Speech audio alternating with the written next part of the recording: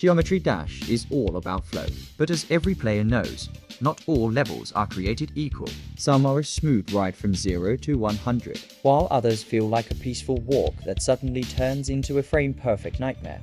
Today, we're ranking every main RobTop level from the most balanced to the least balanced. To do this, I've broken down every level into 3 specific stats: the average difficulty, the easiest part, and the hardest part.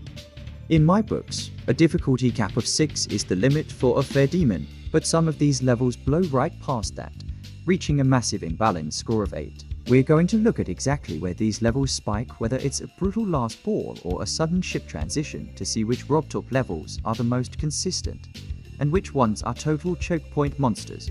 Let's dive into the data. Let's talk about consistency. Stereo Madness nails it. Every part of the level, from the start to the finish, holds steady at difficulty 2. Nothing changes. The first jump, the triple spikes at the end, it's all equally tough. The balance gap, 0. So, if you can handle the opening, you'll handle the ending. Stereo Madness really sets the bar. What you see at 0% is exactly what you're dealing with all the way to 100%. Next is Back on Track, and it's just as stable. Despite adding yellow pads, the math stays at a flat 2 across the board. Even the end cube, which is technically the hardest part due to the timings, doesn't actually break the ceiling. Another balance gap of 0, keeping this firmly in the gold standard. It's a perfectly smooth ride. Rounding out the perfect consistency is Polargist. Here, the average difficulty sits at 2.73, and we see our very first gap. While the beginning is a simple 2, the cube from 50 to 100% bumps up to a 3 with tighter timings and yellow orbs. With a balance gap of only 1, it's still incredibly fair, proving that a level can grow in difficulty without ever feeling jerky. Moving into Meltdown, we have the 7 Seas. This level keeps a steady average of 2.85, but it features our biggest jump yet. The second ship and the triple spikes that follow hit a difficulty of 3.5. That creates a balance gap of 1.5. It's still in the gold standard tier, but it's the first level where you really have to respect the hardest part compared to the rest of the run. Welcome to Dry Out, the level that finally asks the question, what if the floor was the ceiling? We've officially left the gold standard and entered the fairly weighted tier. While the level maintains a chill average difficulty of 3.08, it introduces our first real gap of 2. The beginning is a total snooze fest at a difficulty of 2, but once you hit the upside down section and the chip transition, the difficulty spikes to a 4. It's not exactly a top tier extreme demon, but for a new player, flipping gravity for the first time feels like trying to read a book upside down while riding a unicycle. Fair, but definitely a wake-up call. Alright, let's talk about the level that has caused more rage quits than almost any other. Can't Let Go. While the community loves to complain that this level is totally unbalanced, the data actually proves them wrong. With an average difficulty of 4.73, it's a very steady climb. Even the infamous upside down black section only hits a difficulty of 6, while the tight intro timings start you off at a 4. That is a balance gap of only 2, putting it in our fairly weighted tier. Sorry everyone, it's not unbalanced, it's just the first time the game asks you to actually use your brain while upside down. Skill issue, maybe just a little bit. Next up is Jump Up, and it's a lesson in consistency. Despite being labeled harder, it actually averages out to a 4.17, which is lower than the previous level. With a balance gap of only 2, it's firmly fairly weighted.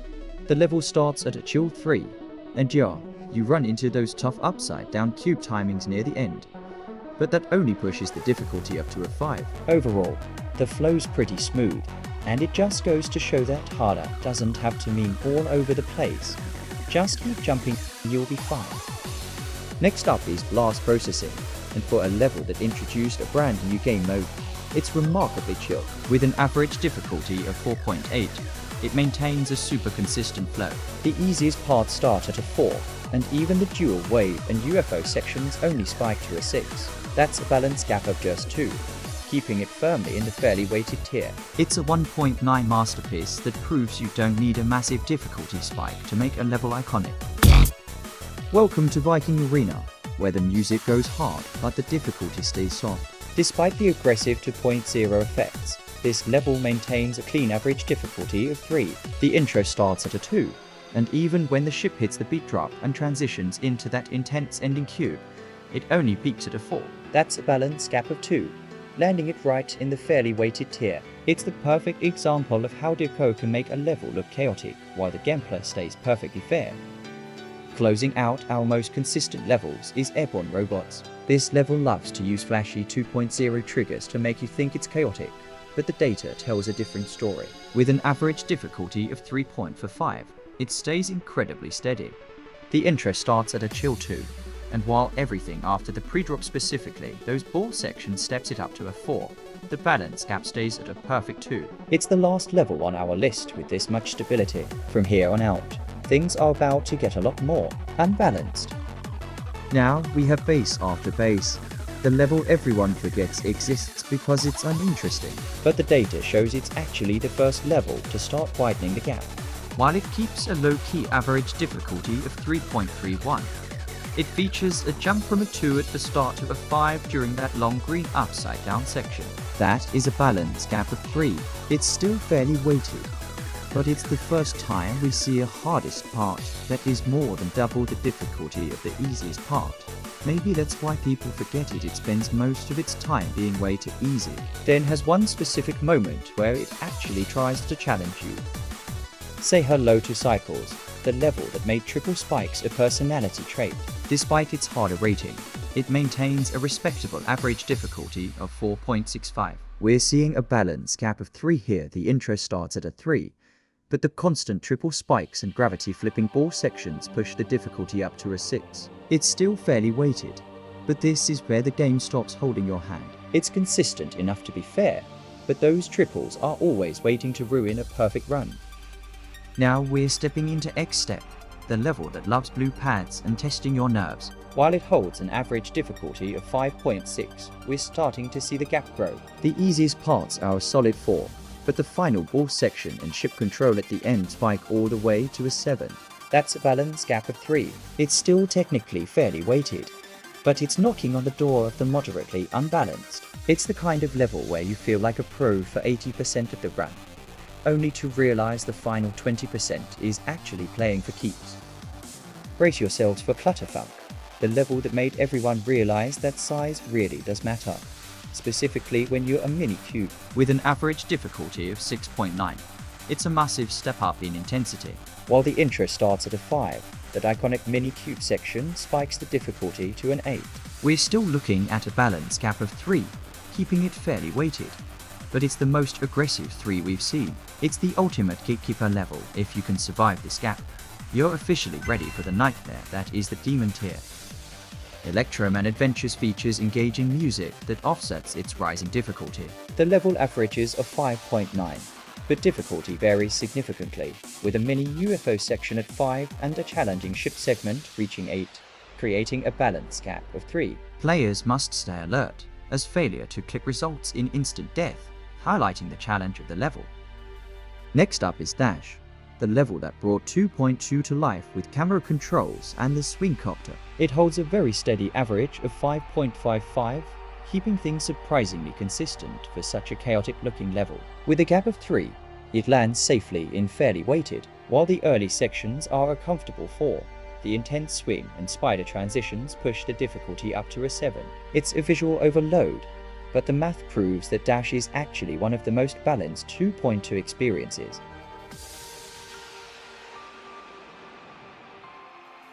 Welcome to Time Machine, the level that acts more like a motion sickness simulator. We've finally broken our streak of 3s with a massive balance gap of 4, landing us in moderately unbalanced. It starts as a peaceful 3-star walk in the park with a 5.25 average, but that ending mirror portal cube spikes the difficulty to a 7. The jumps aren't even that hard. Your brain just can't figure out which way is left while your eyes are spinning in circles. It's the first real imbalance designed purely to mess with your head. Rounding out our list at 10th place is the original Theory of Everything, the historic level that officially introduced the UFO to the game. With a 5.3 average, it's a total classic, but the balance is definitely starting to wobble. While the easiest sections sit at a comfortable 4, that iconic UFO breakdown spikes the difficulty all the way to an 8. That gap of phalanxic right in moderately unbalanced. It's a legendary banner, but that UFO carries all the weight. Coming in at 9th place is Geometric Dominator, the level that turned 2.0 into a massive memory test. While it holds a respectable 6.3 average, it's firmly in the moderately unbalanced tier with a gap of 4. The UFO section is a breezy 4, but once you hit that iconic memory part, the difficulty spikes to an 8. It's a visual masterpiece, but the gap proves that half the challenge is just remembering where the floor is. Sliding into 8th place is Finger Dash, the level that gave us the spider and a whole lot of 2.1 fire. Holding a 6.1 average, it's an absolute blast to play, but it lands in moderately unbalanced with another gap of 4. While the easiest parts are a chill 4, the fast spider and that tight ship section at 30% spike the challenge to an 8. It's a high energy banner, but that sudden jump in speed proves that even the best fire levels have a bit of a cold start before the beat drops.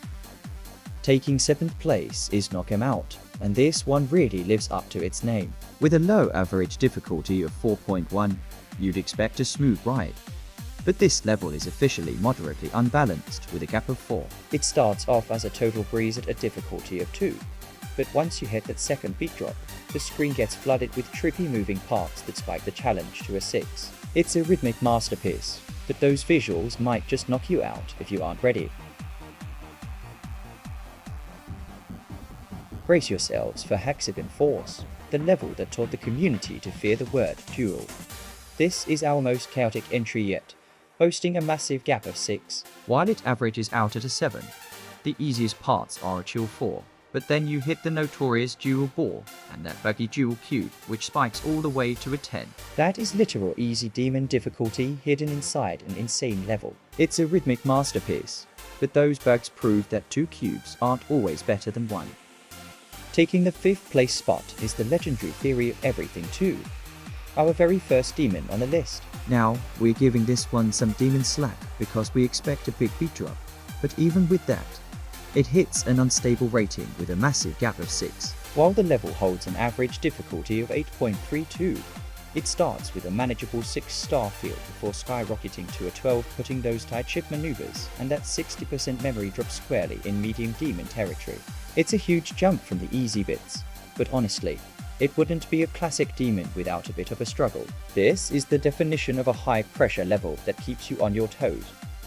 Coming in at 4th place is Deadlocked, the final boss of RobTop's main levels and the source of a million easy versus medium demon debates. Boasting an average difficulty of 8.47, it officially hits the unstable tier with a massive gap of 6. While the intro and ball sections sit at a manageable 6, the level absolutely punishes you with triple speed waves and those tight, memory-heavy ship transitions that spike the challenge all the way to a 12. Even with our demon slack rule, Deadlocked is a total rollercoaster. It's a legendary test of skill, but the sheer distance between the easy cubes and the brutal wave spam makes this one of the most unbalanced experiences in the game. Coming in at 3rd place is Clubstep, the level that turned the difficulty up to 11 and taught us all to fear fake spikes. It holds a solid average difficulty of 8.52, but it's our very first entry into the Chaos tier with a massive gap of 7. While the intro alone is an 8 thanks to all the memory and fakes, there are random mini-ship sections that are a total breeze at a difficulty of 5. However, once you hit the first ship and the infamous UFO sections, the difficulty rockets to a 12. It's a total medium demon experience hidden inside an easy demon shell. Clubstep is a classic for a reason, but that gap proves that staying calm under pressure is the hardest part of the level. Coming in at 2nd place is Electrodynamics. The level that proves insane is sometimes just a label. It lands firmly in the Chaos tier with a huge gap of 7. While the intro is a total breeze at a difficulty of 3, everything changes when the speed kicks in. The notorious triple speed ship section spikes the difficulty to a 10, bringing literal easy demon gameplay to a non-demon level. With a 7.5 average, it's a high voltage ride that remains one of the most unbalanced experiences in the game. Finally, taking the first place spot as the most unbalanced level is Power Trip. This Sub-Zero classic doesn't just lean into the chaos, it lives there. While it holds a modest 5.8 average, it boasts a record-breaking gap of 8, landing it at the very top of the chaos tier. It starts off as a total walk in the park with a difficulty of 2, but then the screen flips and the portals go wild. Adley, you're thrown into a high-speed wave section comparable to Deadlocked, utilizing 2.2 reverse features that spike the challenge all the way to a 10. Seeing Easy Demon Gempler inside a harder rated level is pure insanity. It's a visual masterpiece, but when it comes to balancing, Power Trip is in a league of its own. That wraps up our countdown of the most unbalanced levels in GD history. From the legendary memory fakes in Clubstep to the absolute chaos of Power Trip, it is clear that a star rating doesn't always tell the full story. Whether you love the challenge or hate the inconsistent gameplay, these levels definitely keep the community talking. Which level do you think has the most annoying difficulty spike? Let me know in the comments, and don't forget to like and subscribe.